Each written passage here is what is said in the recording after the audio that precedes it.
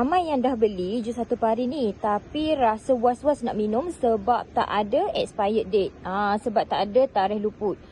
Siapa cakap jus satu pari ni tak ada tarikh luput? Kita ada sediakan tau.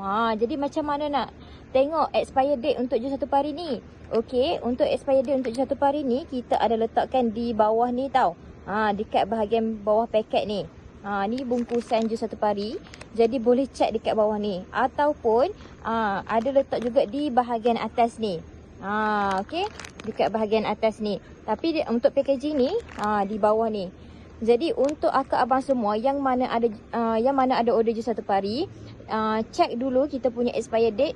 Boleh check dekat bahagian atas sebelum koyak seal ni. Dan juga boleh cek juga dekat bahagian bawah ni. Okey. Jadi untuk mana akak abang yang mana baru nak cuba jus satu pari ni, boleh tekan beg kuning di bawah.